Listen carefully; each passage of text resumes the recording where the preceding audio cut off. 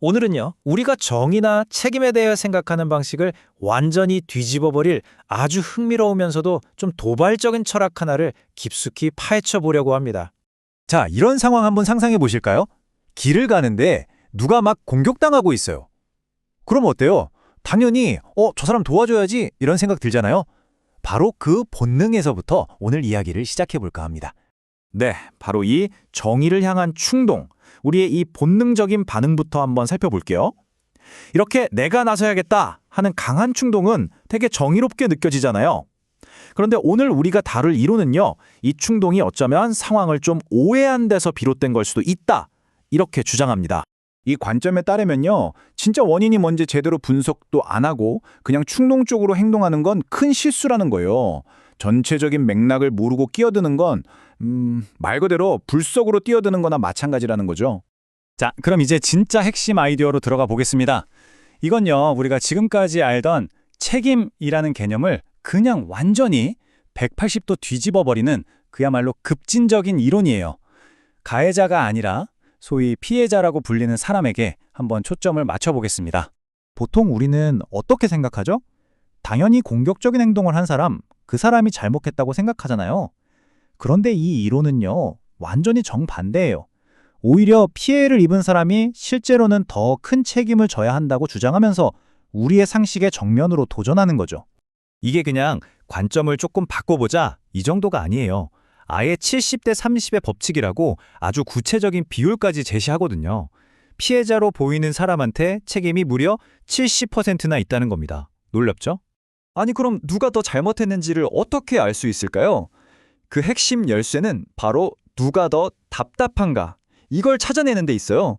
이 답답함의 원칙이라는 게 뭐냐면요. 어떤 상황 때문에 더 답답하고 더 억울하고 감정적으로 힘든 바로 그 사람이 그 일이 벌어진 데에 70%의 책임을 진다는 겁니다. 좋습니다. 자, 그럼 이 70대 30이라는 어떻게 보면 좀 추상적인 법칙이 실제 우리 현실에서는 어떻게 적용되는지 구체적인 시나리오를 통해서 한번 들여다보겠습니다.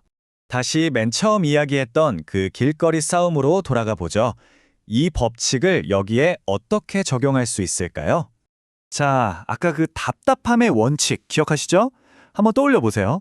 싸움이 딱 끝났을 때 몸이 다친 사람이 아무래도 더 억울하고 푼하다 이런 답답한 감정을 느끼지 않겠어요?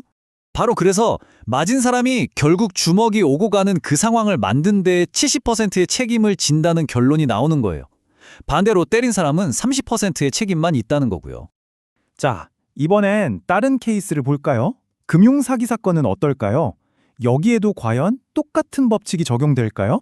생각해보면 돈을 잃은 사람은 정말 미치도록 답답하겠죠. 반면에 사기꾼은 성공했다 이러고 있을 거 아니에요. 바로 이 이론에 따르면 그렇기 때문에 피해자가 70%의 잘못이 있다는 겁니다. 좀 충격적이죠? 이 논리는요, 여기서 그치지 않고 더 복잡한 개인적인 갈등, 예를 들면 폭력으로까지 번지는 부부싸움 같은 경우에도 똑같이 적용된다고 해요. 원본 자료에 나온 표현을 그대로 빌려보자면 이렇습니다. 맞은 사람은 무고한 피해자가 아니다. 종종 잔소리를 하거나 두바람으로써 폭력이 발생할 수 있는 조건을 만든 사람이다.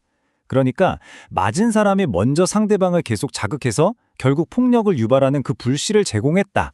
이런 주장인 거죠. 그렇다면 진짜 핵심은 이거예요.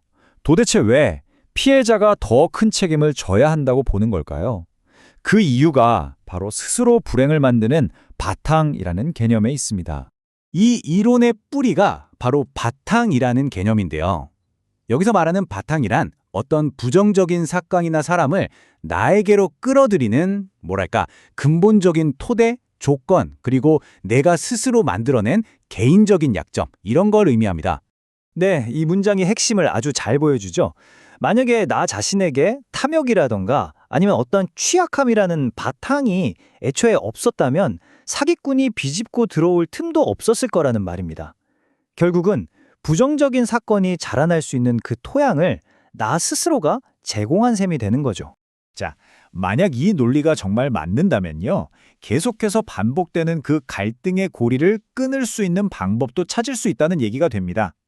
바로 그 진정한 해결의 길, 갈등이 왜 자꾸 반복되고 그걸 어떻게 멈출 수 있는지 한번 알아보겠습니다. 해결되지 않은 갈등은요, 결국 반복될 수밖에 없다고 해요. 왜냐? 70%의 책임이 있는 쪽이 자신의 역할을 인정하지 않았기 때문이죠. 생각해보면 맨날 비슷한 문제로 싸우거나 휘말리는 사람은 계속 그 사람이잖아요. 바로 이 근본적인 원인이 해결되지 않아서 그런 겁니다. 그럼 이 지긋지긋한 고리를 어떻게 끊을 수 있을까요? 자, 첫 번째 단계는요. 내 답답함을 인정하는 거예요. 아, 내가 더 억울하구나. 이걸 아는 거죠. 두 번째, 내 안에 70%를 찾는 겁니다. 내 안에 있는 어떤 바탕이 이 갈등을 끌어들였는지 깊이 들여다보는 거예요. 그리고 마지막 세 번째, 먼저 사과하는 겁니다. 진정한 해결은 70%의 책임을 가진 쪽이 먼저 손을 내밀고 다가갈 때 비로소 시작된다는 거죠. 이런 급진적인 책임론은 결국 우리에게 이런 질문을 던지는 것 같아요. 밖에서 남 탓만 하지 말고 내 안에서 답을 찾아보라고요. 어쩌면 여러분의 삶에서 자꾸만 반복되는 그 갈등들이 사실은 여러분 자신에게 보내는 중요한 메시지일 수 있지 않을까요?